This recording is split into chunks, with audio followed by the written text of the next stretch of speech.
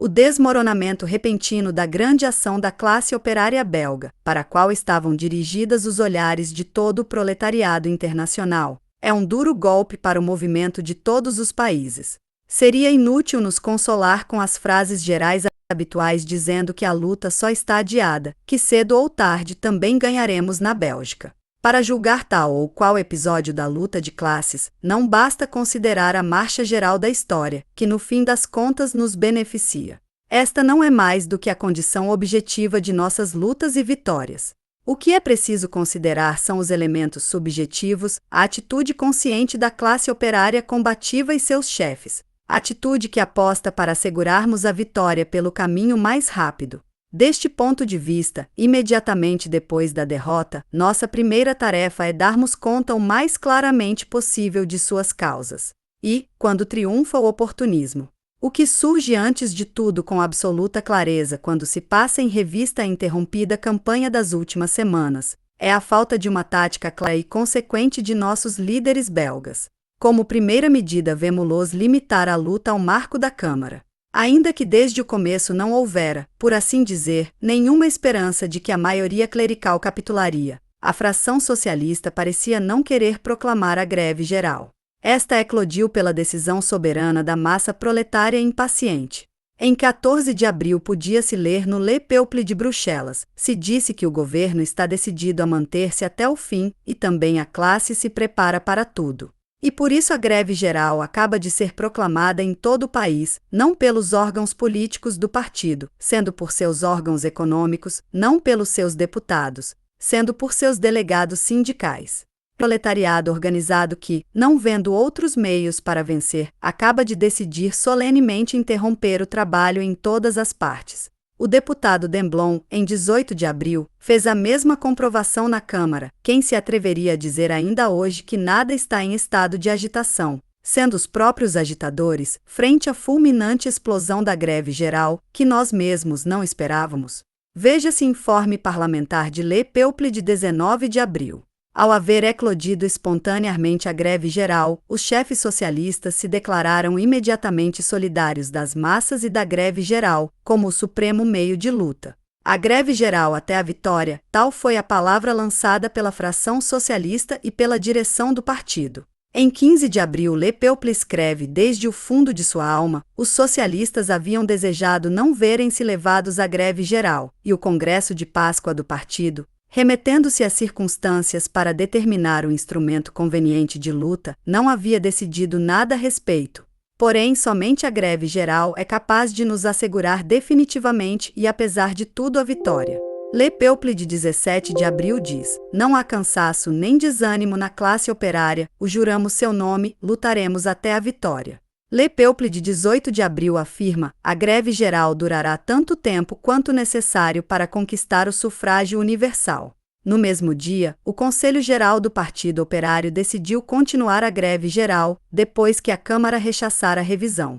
Na manhã de 20 de abril, o órgão central do Partido de Bruxelas assegura: continuar a greve geral é salvar o sufrágio universal. E no mesmo dia, a fração socialista e a direção do partido, com uma súbita meia-volta, decidiram terminar a greve geral. As mesmas vacilações se manifestaram com respeito a outra palavra de ordem da campanha, a dissolução do parlamento. Quando em 15 de abril, os liberais reclamaram à Câmara, os socialistas se abstiveram de intervir e, portanto, não votaram tampouco a favor do adiamento do momento decisivo, adiamento desejado pela burguesia. Postos frente à decisão de terminar a greve geral, nossos camaradas retomam essa palavra de ordem e Le Peuple de 20 de abril recomenda aos operários reivindicar por todas as partes e a voz em coro a dissolução do parlamento. Inclusive, até estes últimos dias se nota um giro sobre o mesmo tema na atitude dos chefes. Le Peuple de 20 de abril apresenta a greve geral como o único meio de impor a dissolução da Câmara. Porém, nesse mesmo dia, a direção do partido decide terminar a greve geral. E desde então a única via que permite conseguir a dissolução do parlamento parece ser a intervenção do rei. Assim se emaranharam, se cruzaram e se chocaram mutuamente as diferentes palavras de ordem no transcurso da recente campanha belga: obstrução ao parlamento, greve geral, dissolução da Câmara, intervenção do rei. Nenhuma dessas bandeiras foi prosseguida até o final e, por último, toda a campanha foi sufocada de um só golpe, sem nenhuma razão aparente, e os operários foram mandados de volta às suas casas, consternados, com as mãos vazias. Se não se podia esperar que a maioria parlamentar consentisse em revisar a Constituição, não se compreende por que se recorreu à greve geral, com tanta vacilação e repugnância. Não se explica por que, de pronto, precisamente quando tomava um bom impulso, foi suspenda quando se havia reconhecido que era o único meio de luta. Se a dissolução do parlamento e novas eleições realmente deixavam prever a derrota dos clericais, é impossível então a passividade de nossos deputados quando os liberais propuseram dissolver o parlamento. E mais impossível, todavia, é compreender toda a campanha atual para a revisão da Constituição, que de todos os modos podia ser conseguida efetivamente nas próximas eleições. Porém, se é vã a esperança posta em novas eleições no desprezível sistema eleitoral atual, é por sua vez incompreensível o entusiasmo atual dos socialistas por esta bandeira. Todas estas contradições parecem insolúveis, no entanto, se analisa a tática socialista em si na campanha belga. Porém, elas se explicam muito simplesmente enquanto se considera o campo socialista em sua união com o campo liberal. Antes de tudo, foram os liberais quem determinaram o programa dos socialistas na recente luta. Fundamentalmente por desígnio, o Partido Operário teve que renunciar ao sufrágio feminino para adotar a representação proporcional como cláusula da Constituição. Os liberais ditaram aos socialistas os meios da luta, erguendo-se contra a greve geral inclusive antes que houvera eclodido, impondo-lhes os limites legais quando se desencadeou, lançando primeiro a bandeira da dissolução da Câmara, apelando ao rei como árbitro supremo e decidindo por fim em sua sessão do dia 19, contrariamente à decisão da direção do partido de 18 de abril, a culminação de greve geral. A tarefa dos chefes socialistas vinha sendo transmitir à classe operária as bandeiras lançadas por seus aliados e fazer a música da agitação que correspondia ao texto liberal. Finalmente, em 20 de abril, os socialistas puseram em execução a última decisão dos liberais, mandando a retirada de suas tropas. Assim, em toda a campanha, os liberais aliados com os socialistas aparecem como os verdadeiros chefes, os socialistas como seus submetidos executantes e a classe operária como uma massa passiva, arrastada pelos socialistas a reboque da burguesia. A atitude contraditória e tímida dos chefes de nosso partido belga se explica pela sua posição intermediária entre a massa operária, que se lança na luta, e a burguesia liberal, que a retém por todos os meios. Segunda, parlamentarismo ou ação de massa. Não somente o caráter vacilante desta campanha, mas também sua derrota final, explicam-se pela posição dirigente dos liberais. Na luta pelo sufrágio universal desde 1886 até o momento atual, a classe operária belga fez uso da greve de massas como o meio político mais eficaz. Foi a greve de massas a que se deveu, em 1891, a primeira capitulação do governo e o parlamento, o começo da revisão da Constituição. A ela se deveu, em 1893, a segunda capitulação do partido dirigente, o sufrágio universal com voto plural. É evidente que, inclusive desta vez, somente a pressão das massas operárias sobre o parlamento e sobre o governo permitiu arrancar um resultado palpável. Se a defesa dos clericais foi desesperada já no último decênio do século passado, quando não se tratava mais do que o começo das concessões, a toda vista devia converter-se em uma luta de morte agora que se trata de entregar o resto, a dominação parlamentar. Era evidente que os ruidosos discursos na Câmara não podiam conseguir nada. Fazia falta a pressão máxima das massas para vencer a resistência máxima do governo.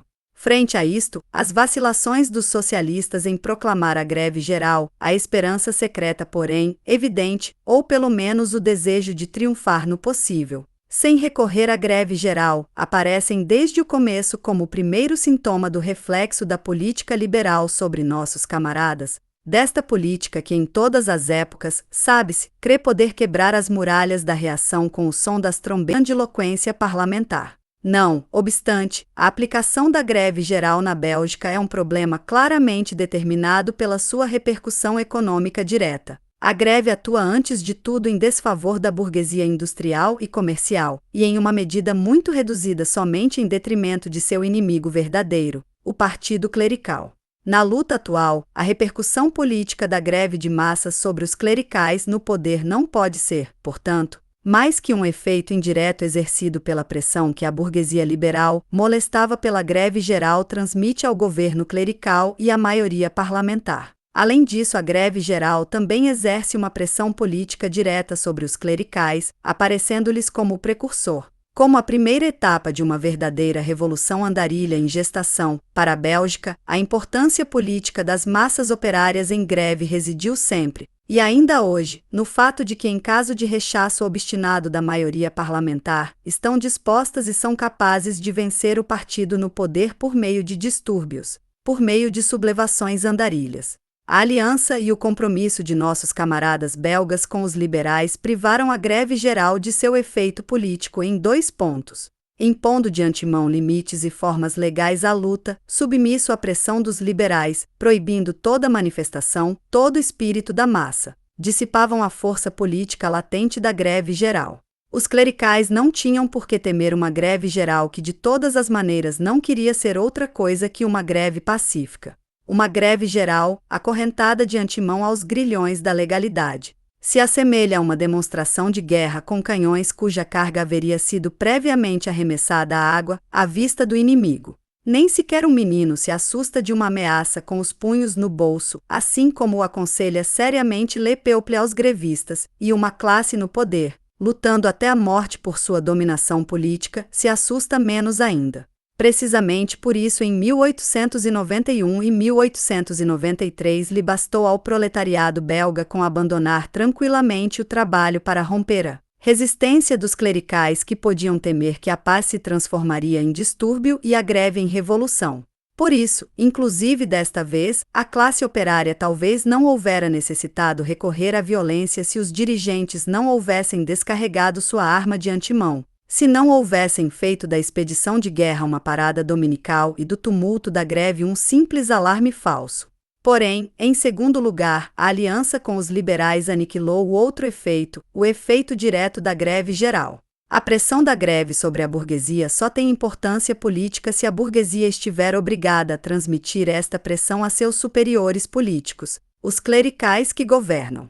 Mas esta só se produz se a burguesia se sente subitamente assaltada pelo proletariado e se vê incapaz de escapar a este impulso. Este efeito se perde quando a burguesia se encontra em uma situação cômoda que lhe permite deslocar sobre as massas proletárias que leva a reboque a pressão que padece, antes que transmita aos governos clericais, desembaraçando-se deste modo de um peso difícil como um simples movimento de ombro. A burguesia belga se encontrava precisamente nesta situação no transcurso da última campanha. Graças à aliança, ela podia determinar os movimentos das colunas operárias e fazer cessar a greve geral em caso de necessidade. Isto é o que ocorreu e, enquanto a greve começou a incomodar seriamente a burguesia, esta lançou a ordem de voltar ao trabalho. E aqui terminou a pressão da greve geral. Assim, a derrota final aparece como consequência inevitável da tática de nossos camaradas belgas. Sua ação parlamentar não deu resultados porque a pressão da greve geral que apoiava esta ação não se apresentou e a greve geral tampouco por ter, atrás dela, não estava o espectro ameaçador do livre desenvolvimento do movimento popular, o espectro da revolução. Em uma palavra, a ação extra-parlamentar foi sacrificada à ação parlamentar, porém, precisamente por causa disto, ambas foram condenadas à esterilidade, e toda a luta ao fracasso. Terceira, o burocratismo contra a espontaneidade. O episódio da luta pelo sufrágio universal que acaba de terminar representa uma reviravolta no movimento operário belga. Pela primeira vez na Bélgica, o Partido Socialista entrou na luta ligado ao Partido Liberal por um compromisso formal e, do mesmo modo que a fração ministerialista do socialismo francês aliado ao radicalismo se encontrou na situação de Prometeu acorrentado. Saberão ou não libertar-se nossos camaradas do abraço asfixiante do liberalismo? Da resposta a esta pergunta depende, não vacilarmos em dizer, o futuro do sufrágio universal na Bélgica e do movimento operário em geral. Porém, a experiência recente dos socialistas belgas é preciosa para o proletariado internacional. Não será novamente sendo um efeito desse sopro fraco e enervante do oportunismo que sopra há alguns anos, e que se manifestou na aliança funesta de nossos amigos belgas com a burguesia liberal. A decepção que acabamos de sofrer na Bélgica deve nos pôr em guarda contra uma política que, estendem-se a todos os países, conduziria a graves derrotas e finalmente ao relaxamento da disciplina e da confiança ilimitada que as massas operárias têm em nós, os socialistas, destas massas sem as quais não somos nada e que algum dia poderíamos perder com ilusões parlamentares e experiências oportunistas.